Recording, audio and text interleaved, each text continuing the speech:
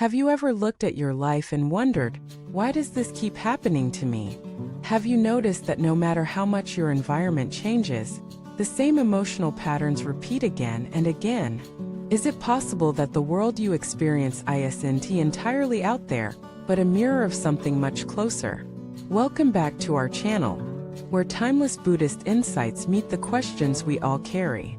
Today we explore a deeply transformative idea from the Dharma that the world you see is not objective reality, but a reflection of your own karma. This perspective can feel shocking, even unsettling, but if you understand it clearly, it can also become the key to your liberation. Let us begin with what karma really means. In popular culture, karma is often reduced to a kind of cosmic justice system: do good, get good, do bad, get bad. But in Buddhism, karma is far more subtle. It's not just action. It's mental habit. It's perception. It's the conditioning that shapes how you experience everything. Your karma is the lens through which you see. And here's the critical part: the lens is not neutral. Imagine two people walking through the same city. One sees danger, hostility, and ugliness everywhere. The other sees kindness, possibility, and beauty in the same streets. What's the difference? Karma. It's not that one is wrong and the other is right. It's that each is seeing through their own karmic filter. Their past actions, thoughts, emotions, and patterns are coloring the world in front of them. In this sense, you don't see the world as it is. You see the world as you are. And that's where the teaching becomes deeply personal. If your heart is filled with fear, the world will appear threatening. If your mind is clouded by anger, the world will seem unfair. If you're stuck in attachment, everything will feel unstable.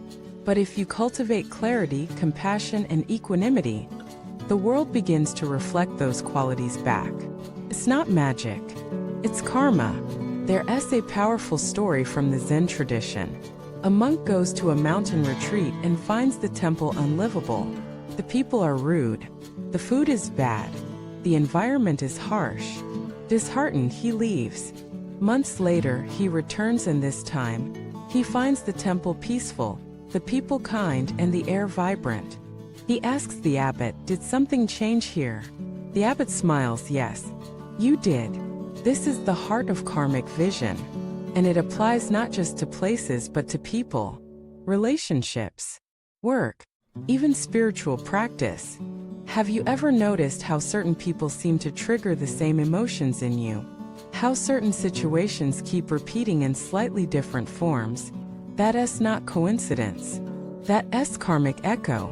Until it's resolved, karma repeats itself. But here's the hope: karma is not fate. It's a feedback loop. And that means it can be changed. You can't always change your external world, but you can always change your internal lens. And when that lens shifts, your entire experience of life transforms. Here's how that works. Suppose you often feel unappreciated. You enter rooms expecting to be ignored. You interpret people as silence as rejection. You feel like no one sees you. Over time, you start behaving in ways that reinforce that belief. You stay quiet, withdraw, avoid eye contact. And then people do overlook you, which confirms your perception. The karmic loop tightens. But imagine becoming aware of that pattern. You begin to watch it. You ask, is it really true that I'm invisible? Or have I been projecting that onto others? That awareness alone begins to loosen the knot. You might start entering rooms with a different energy. You look people in the eye. You speak up. You don't expect rejection, and so you start experiencing connection. The world didn't change. Your karma did. This is why Buddhist practice is not just about doing good deeds. It's about transforming perception, training the mind, cleansing the lens. Meditation, for example, is a karmic purifier. Not because it earns merit points, but because it reveals the patterns that keep you trapped. You start seeing how often you judge, how quickly you blame, how much fear you carry. And by bringing awareness to those tendencies, you begin to interrupt them. That's the work. Not changing the world, changing the way you relate to the world. Because ultimately, the outer world is neutral. It has mountains and markets, silence and sirens, cruelty and kindness. But your experience of it depends on what you bring to it. The Buddha taught this over and over. He said, with our thoughts we make the world. Not we react to the world. Not we survive the world. We make it.